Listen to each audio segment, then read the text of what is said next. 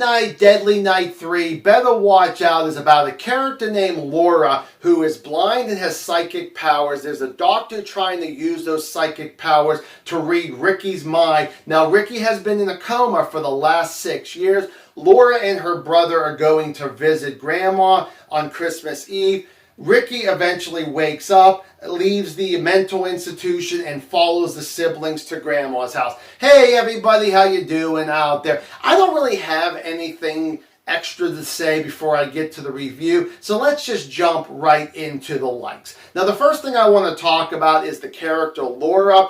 I think that she's a good actress in this movie. I like her character a lot. She's funny. She's serious when she needs to be. When she needs to be scared, she does that. When she needs to be brave, she does that. Like, overall, she does all her emotions equally well. You got her brother, which, forgive me for not remembering the character's name, let alone the actor's name. He is such a nice and cool brother. Yes, if he was a dick to his own blind sister, he'd be in the dislikes. I think one time he wasn't actually that nice to her, but I feel like I could just swat that line away and say he is a really good character. And I think he's actually pretty funny too.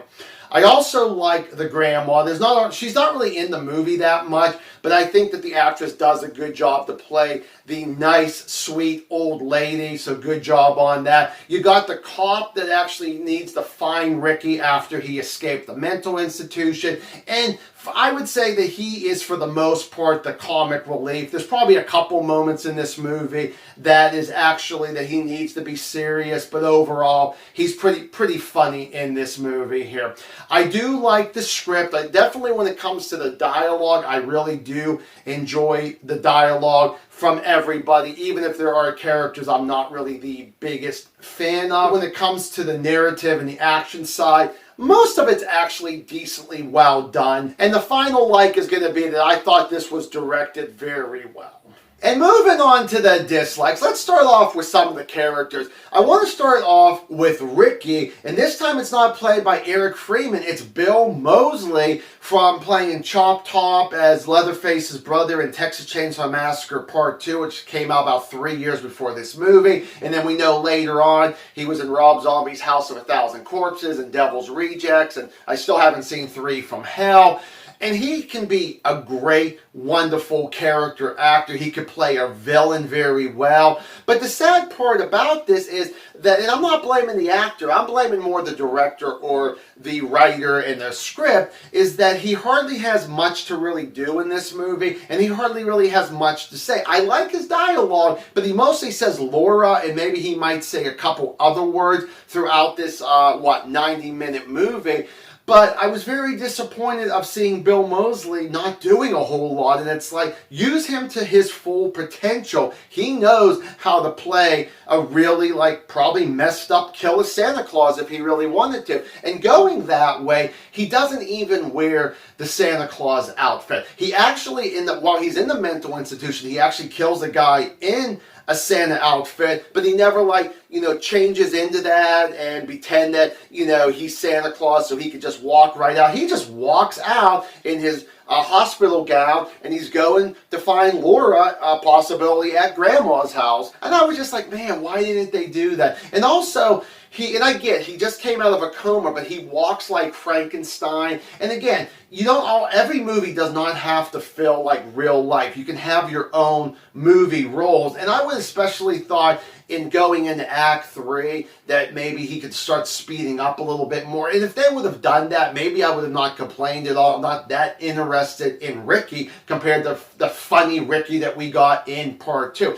We have a doctor in here that I mentioned in the intro who he's pretty much plays the dick until at one point where you're supposed to feel sorry for him, and I'm like, no way in hell I'm going to feel sorry for you, because pretty much even though that you acted like you were nice and what your plan was to use Laura's psychic powers, no, you're definitely not a character that I like one bit. And thinking about other characters, I don't understand why there's 2 or 3 in this movie who just become jerks to Laura. And I don't know if it's just that they think that they can get away with it because she's blind, but she also has those psychic powers, so I'm sure she knows what you're thinking.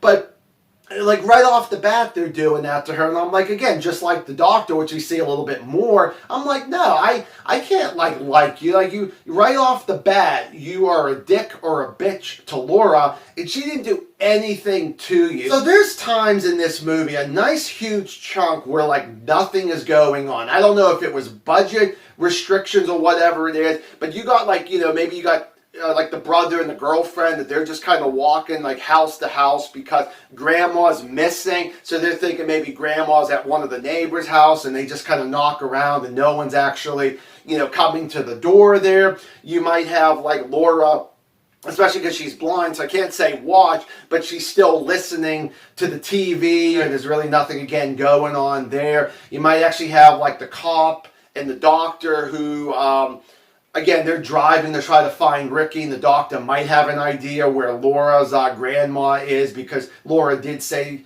to the Doctor where she's going for the holidays.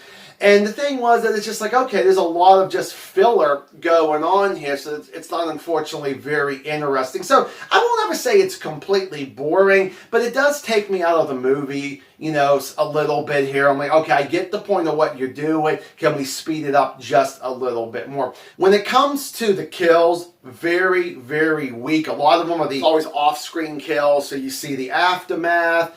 And I'm just like, I'm not really impressed with what we get with the kills. When it comes to the story is pretty much the horror version of Little Red Riding Hood, which I actually do like that particular story. Take from a child's story. Yeah, that's actually not a bad story to actually use here. And then the final dislike is going to be the ending. The ending was so anticlimactic. I wanted more.